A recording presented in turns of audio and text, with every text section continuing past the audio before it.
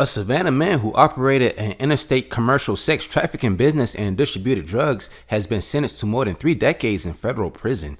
Anthony Wilson Jackson, who ages 50, of Savannah, was sentenced to 366 months in prison after pleading guilty in U.S. District Court to conspiracy to possess with intent to distribute marijuana, conspiracy to engage in interstate travel or transportation in aid of a racketeering business, prostitution, possession of a machine gun in furtherance of a drug trafficking crime, possession of a firearm by a convicted felon, and money laundering conspiracy.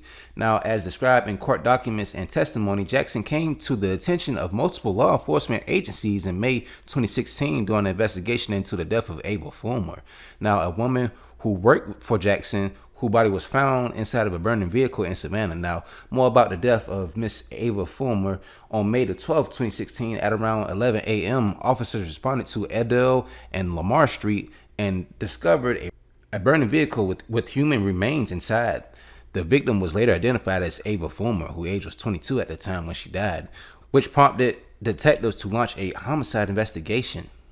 Jackson was identified as the leader of a conspiracy that operated a commercial sex trafficking business across the country and shipped and distributed large amounts of marijuana in the Savannah area.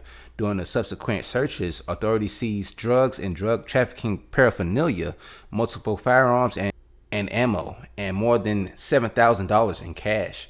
As entered into evidence during his sentencing hearing, Jackson was violently abusive, threatening to murder women who he trafficked for sex and forcing them to bow and pray to him, and in one instance beating his child so severely with a belt that the child urinated and defecated on himself.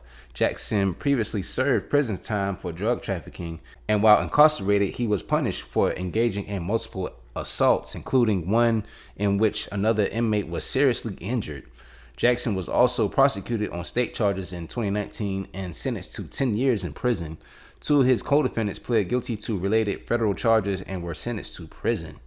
Ava Fulmer's death still remains under investigation.